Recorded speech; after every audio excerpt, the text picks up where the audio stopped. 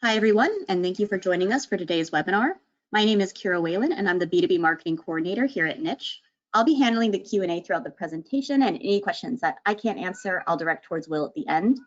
This presentation will be recorded, and you will receive an email with a copy of the slides and a recording of the presentation tomorrow. This recording will also be available on our Enrollment Insights blog later today. I'll go ahead now and hand things over to Niche's Enrollment Marketing Leader, Will Patch. Thank you, Kira. Thank you to everyone joining us here. I'm going to be sharing 5 insights and then how you can use those in your marketing to parents. We'll be talking about the results here of the parent survey, where we asked parents who searched for college with and sometimes for their children this past year. First up, just a few housekeeping items. They often come up as questions, so yes, we are recording this. I will be sending out a link with the slides, some ad insights from a couple surveys we're doing here today, and then we'll send that to you as a thanks for attending. You can view all the results in detail on the Enrollment Insights blog if you haven't already. You can get to that using the shortened link niche.bz/insights. As you have questions and comments today, you can go ahead and enter those into the box in the GoToWebinar console. That usually loads on the right side of your screen, and then Kira will be helping to this afternoon. So the survey itself, we ran this in mid-October through mid-November, and we received just over 1,000 college searching parent results. You can review the results and analysis for these, as well as the surveys that were complimentary for preschool through high school parents on the Enrollment Insights blog individually, but today we're just focusing on the college side. We know there have been a lot of changes in how parents are behaving. I'm already looking forward to the follow-up survey this fall to see how parents have adapted and how they're searching differently this year. First up here, just get everyone involved. Want to know what you're experiencing. So take a few seconds here. Want to know if and when you communicate with parents, at what stage of the process you do that. I'll be sharing the results of this in the follow-up email that will help provide some additional benchmark, kind of gauge where you are compared to your peers. We'll let this run for just a little bit.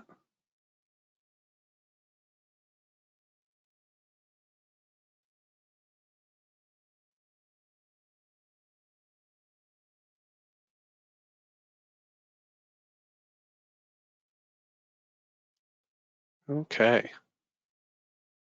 Good. So it looks like a lot of you are at least communicating with parents, but typically not until a little bit later in the funnel. But yeah, we'll be sharing all this with you in the follow-up email. Okay, first insight here. The top 3 things that parents said they care about while researching colleges with or for their child are safety, reputation of the college, and the college website. You know, safety right now is top of mind for many reasons. You know, they're thinking, will my student be physically safe? But also, are they going to be emotionally safe? Are they intellectually safe? Is it safe to ask questions? The reputation is not a set aspect either. You know, they care about word of mouth reputation, academic reputation, the campus life, what sort of environment is it? And then other aspects, you know, what's that word on the street? What do their peers think? What do they know about the institution? One thing you can do is to use social listening to know what's being said about you, and then to have a role in that conversation with ambassadors, community stories, and other things that will help build connections and awareness of your institution. Your website, of course, is very important to parents, so make information easy to find and address pain points. Remember that a lot of people are coming to your site from searches, and when they're doing that, every page on your site becomes a landing page. So don't expect your homepage or admissions pages to be the only entry points. So make every page on your site essentially an admissions page. We see here the full results. You can see a little bigger version of this on the Enrollment Insights blog with the full results. The campus visit greatly outpaced virtual tours and events in importance as well. More than twice as many parents felt the campus visit was important, and 3 times as many said the virtual tour or event was not at all important in their process. The net price calculator is also important to parents, so make that easy to access, and you can use that as an inquiry generation tool as well. So as people use it, have a way for them to say, this is interesting, I want to learn more about the school, and then have a way for them to fill out an inquiry form. Reviews are important by themselves, but also play into that reputation aspect. They can also be used as an unsolicited proof point for other aspects that are important to the family. So take reviews from Niche, from Google, from Facebook, and then add them into your comm flows or digital marketing then, and evaluate the effect on the engagement and conversion rates. My own experience from using them in comm flows with parents and students was that adding in reviews, adding in these proof points really helped the conversion rate. They were more likely to take that next step. So how to use this? Parents and students care about safety even more now, so just address it head on. You have that information already on your sites. You now also know this is a year of crisis management under your belt. So talk about your own successes, but also how you have adapted to issues and concerns that have come up this past year. Use student and parent stories to elevate your storytelling and marketing. Have them talk about what they love about campus, of course, but then what's their experience when they're experiencing your environment remotely? Because we don't know, is this going to carry on into the fall? Will this come up in the future? That's at least in the back of their minds now. So if they can talk about, if you have a current student, a current parent who can come in and say, yeah, it was a little rocky at first, but they did a great job transitioning. I'm really enjoying my remote experience now. I still feel like I'm a member of the community. That's going to go a long way. We see that most parents are involved in the college search, with 87% researching with their child, 4% saying they're primarily doing it for them. In spite of that, over 3 years of secret shopping colleges, I have never once received a parent communication at the inquiry or prospect stage. So even if you just have very little information about a student, there's a really, really easy way to reach out to parents. Just ask the student. Have a supplemental form and ask if they would like for their parent to receive information, about the process, about your college itself, and a lot of them will. And even if you don't have the email address for the parents, you do have their home address. So you can send them a simple postcard with some quick facts and then opt-in URL to receive more via email. So the parents who want to be more involved and want to hear more from you have a way to do so. When we're looking at national trends, we see that Midwest parents were the most likely to say that they were involved in the college search, while those living in the Western US were the least involved. Now, it doesn't mean uninvolved, that's the least involved. 90% still searched with their students, but 96% of Midwestern parents did. Even on the lowest involvement, this should still highlight the importance of parent communication, how important it is because they are researching with their students. Rural and suburban parents were equally involved, but 13% of parents in urban areas reported not being involved.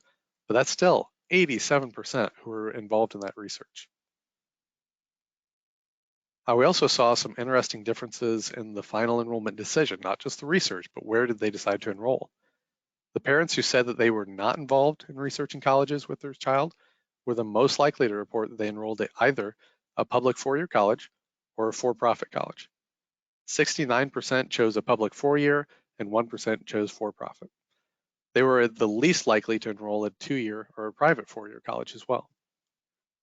Those who looked together with their students were the most likely to have a child enroll at a private four-year college with 30%. And only 8% chose a two-year college. So that could be an area where two-year colleges have a targeted parent education program about what that environment is. Maybe there's some things the parents don't understand that you can help.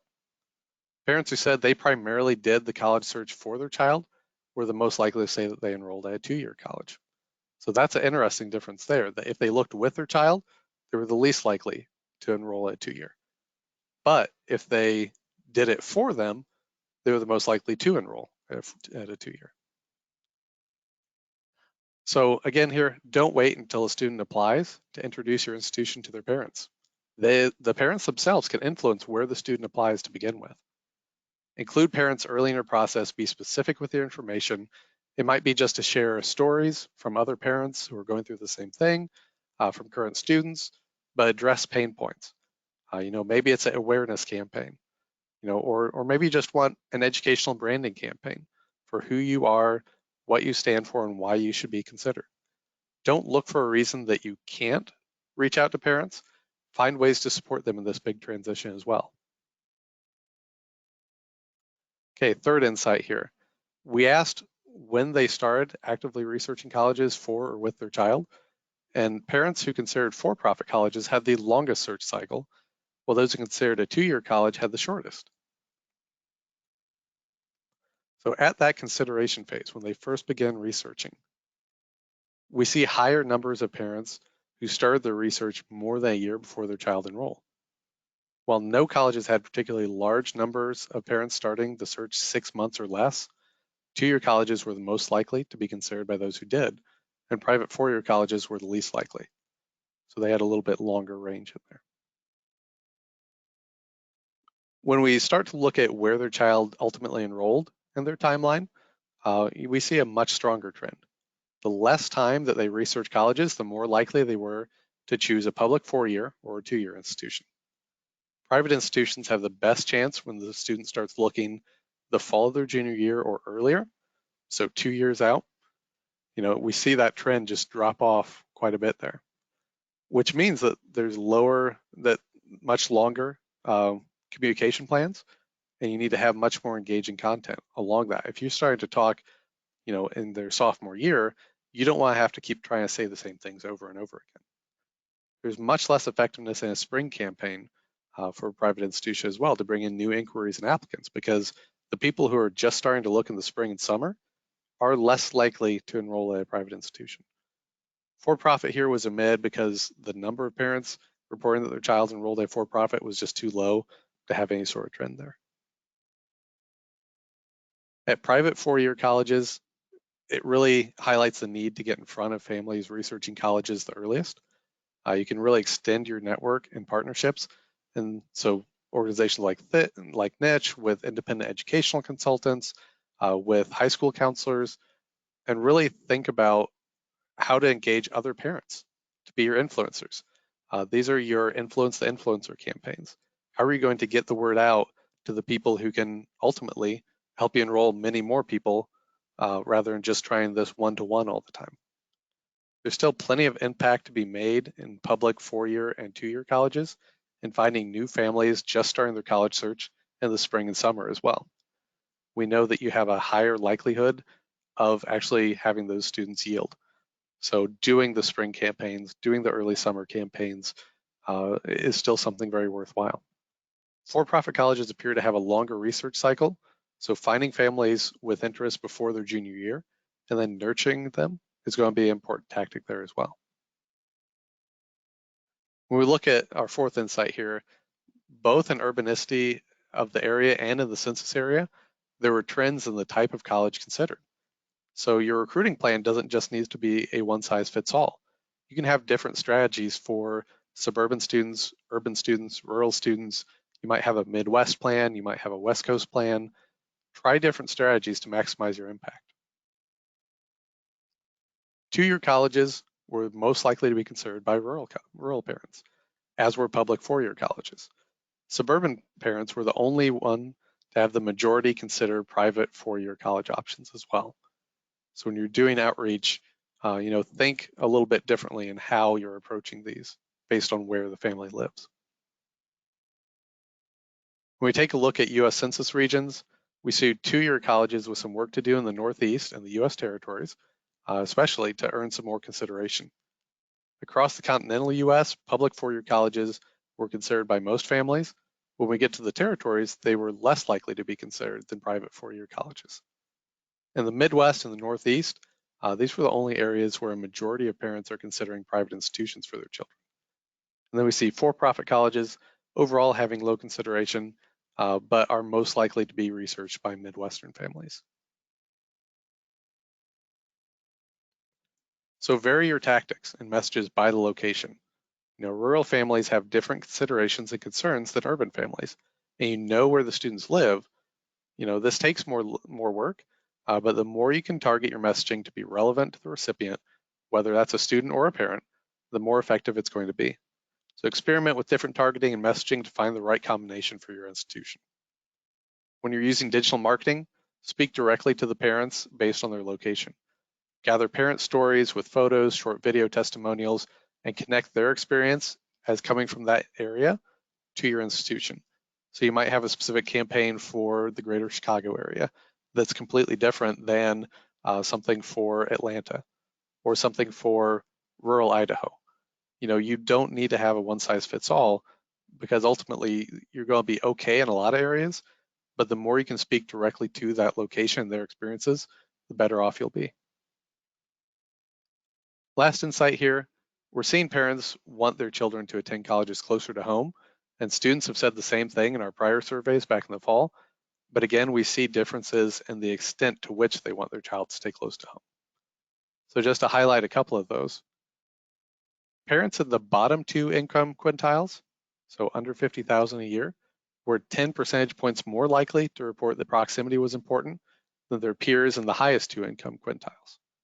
And for parents in the highest income quintile, so those earning over 130,000 a year, it drops to only 57%, saying that it's important for their child to stay close to home. That's still the majority though. So it's on parents' minds right now. But the higher the household income, the more likely they are to be willing to venture from home. We also see that first generation students are more likely to have parents who want them to stay close to home. So if you're recruiting first gen students from further away from your campus, that's something you'll need to keep in mind.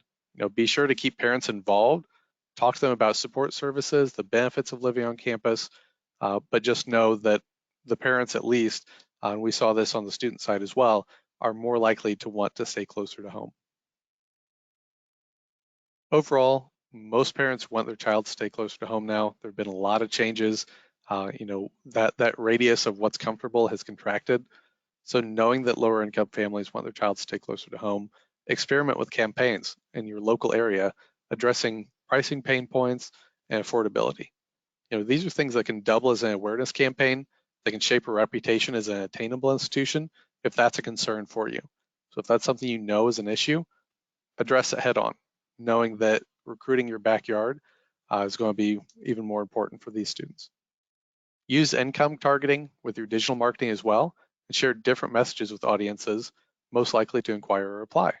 Do some experimentation there, have slightly different messages, and you'll see some differences in how they engage and how likely they are to take that next step, whether that's an inquiry, application, a visit, when you target it based on not only geography, but income. So one last poll here. As you submit questions, if you have anything, drop those in the chat box. We want to know how this fall is coming. They will share the results with this to help serve as some benchmarks for you. But yeah, as you have questions, just drop those in, and Kira will help me out with those.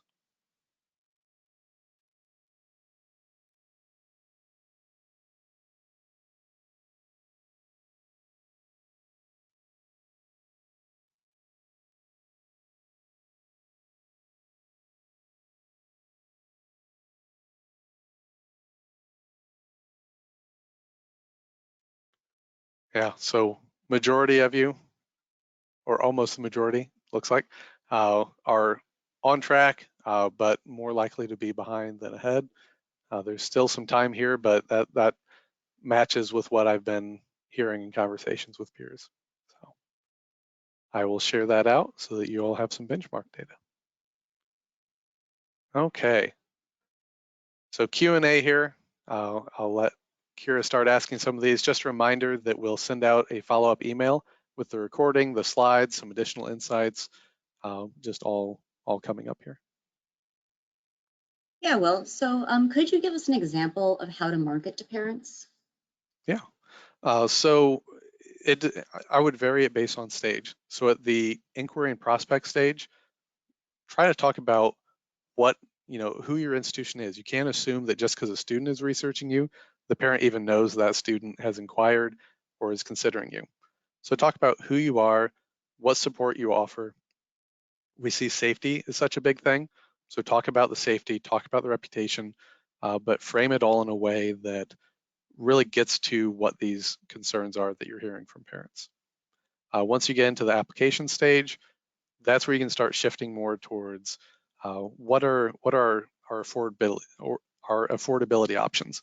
So scholarships, what the rest of the process looks like, what they should expect of you and what you expect of the student and the family, and just address things head on. Once you get into that, they're accepted, really start looking at some of these affinity programs. So connecting parents to each other, sharing more testimonials, more information, just how can we link and build affinity with parents to the same types of things we're doing with students. The parents are heavily involved, so think about the thing that works on your campus. What's a parent version of that look like? Whether that's, at we have an open house, let's separate the students and parents, let the parents get their questions asked, let the parents connect with each other while the students can do the same, connecting with current students, faculty, coaches, whatever. So when writing communications that are directed towards parents, what's the best way to address parents? Is it better to address them by like their first and last name, or do you want to tie them to their relationship with the student? So like, hi, parent of John, for example. Yeah, that gets a little tough because you don't always know their full name and you don't want to make assumptions of last names. And so, it may be a case where the people they list or the people who are there, it could be grandparents rather than parents. Um, I would go with the same thing. We see that when you add dear Will or dear whatever, when you get overly formal, uh, you lose some credibility with the students. So I would do a test. I always recommend experimenting first. Do a test without a greeting line, just because that's how most people write to each other now.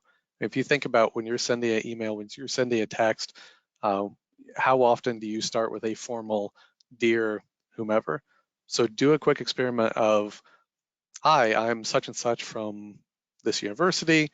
Uh, we know that insert name here is looking at our college. We want to make sure that you felt welcome too, and just jump right into it.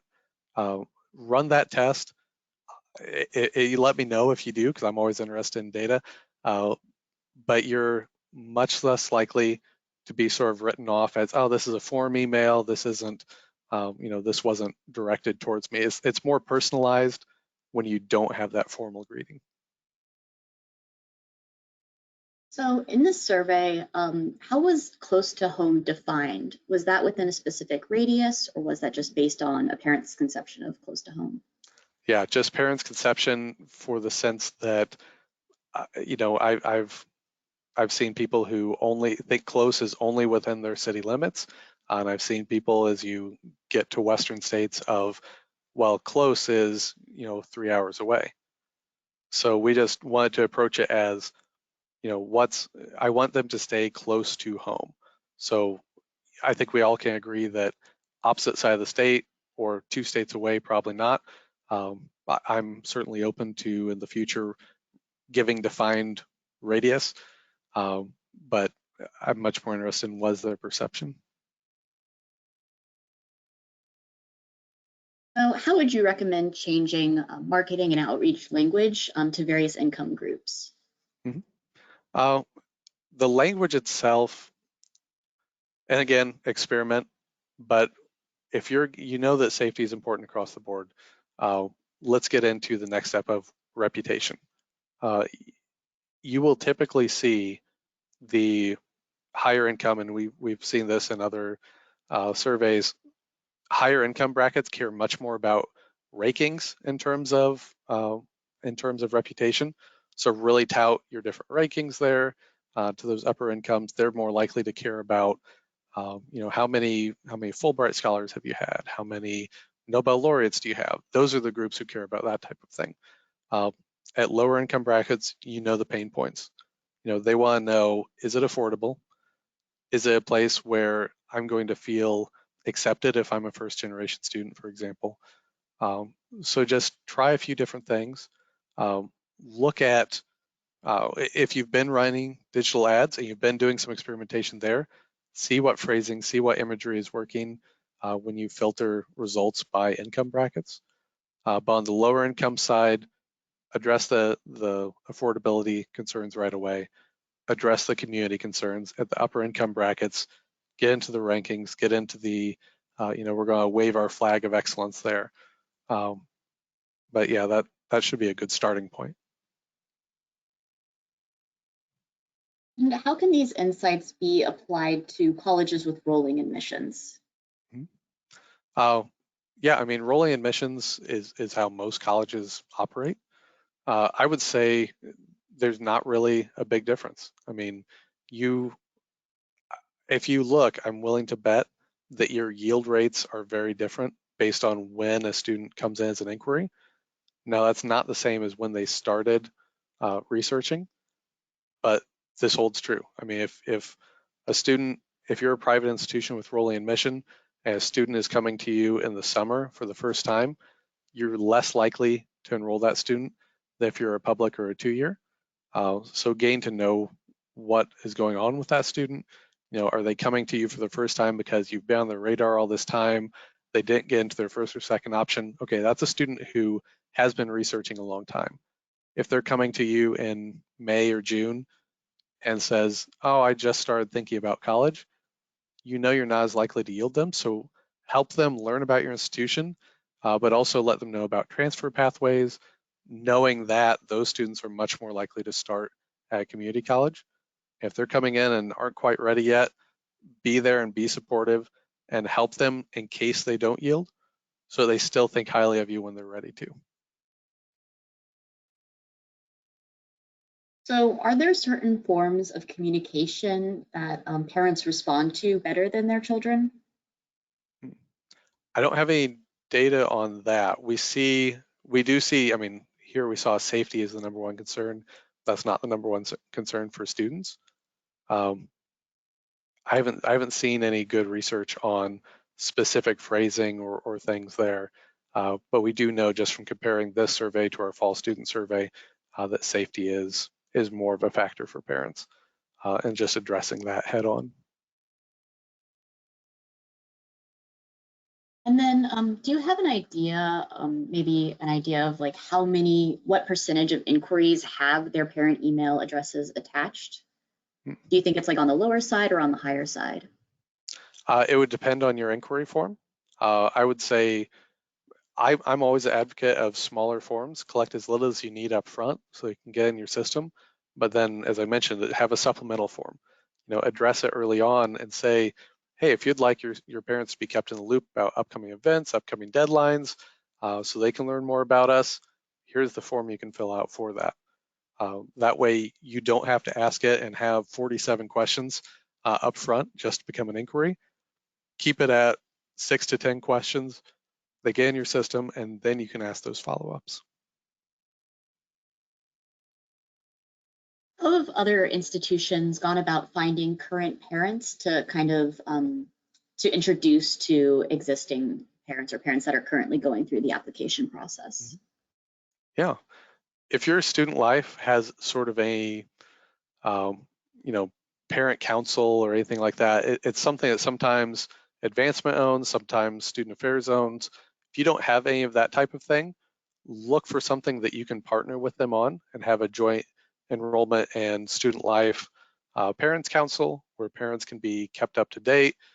They can volunteer to support with things, but just be upfront and say, hey, we're looking for parents who can help work with with incoming prospective parents to answer their questions. Right now, that would be an awesome virtual event. Just have something, hey, we're doing a 20 or 30-minute chat. We have a few current parents who will answer your questions. Hold that, send it out to students and parents. If you don't have parent emails, send it to students and say, hey, if this is something that your parents have been asking you about or are curious about, you can forward it on to them. But yeah, that's one way to engage them. Just you have all that information from when they enroll, so work with what you have. And so do parents consider current student reviews at all when they look at colleges? Yeah. Most reviews are going to come from current or recent students. They want to know what their student will experience. Best way to do that is to talk to current students. You see parents, I mean, think about the number of times. I'm sure you've all seen parents fill out inquiry forms or other pieces on your site pretending to be their student even, just to get more of an idea of what that experience is like. So they want to know what the current students are doing. I mean, talk to your social media team. You'll see a lot of parents engaging with your content, engaging with your student videos, your student blogs, things like that. So absolutely, they want to know what their child will experience. And you also mentioned that a college website is a pretty important resource for parents. Do you recommend like having a specific section for parents on your college website? Yeah, you certainly can, and measure engagement with that. Uh, I mean, address some of those. I mean, have a parent portal where you, if you have specific parent-centered content. If you don't, think of every page on your site as an admissions piece already. And so have your stats, have an easy way to fill out an inquiry form, share student stories, whether that's on your academic pages. Your academic pages are not there for your current students. Your academic pages are there for the rest of the world. So have those as a recruiting tool where they'll have current student stories, alumni pieces, faculty profiles and videos, rankings information, easy ways to apply and inquire on every single page. That's going to be your best resource.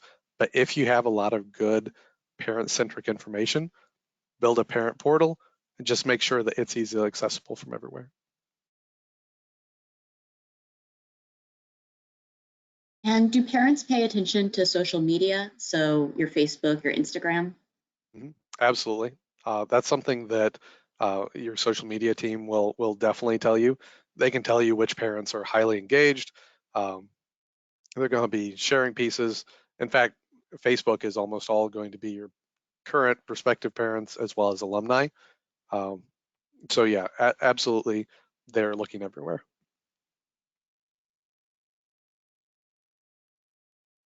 Okay, I'm going to give a few more seconds for people to put some questions in the chat. And thank you all. Really appreciate you coming today. The slides, the video of this, as well as the additional insights will be coming your way.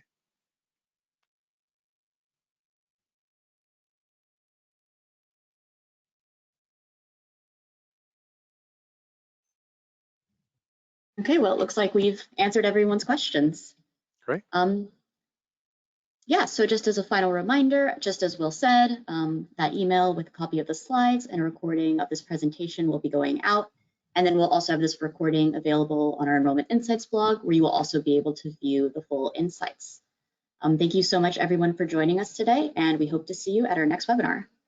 All right. Thank you.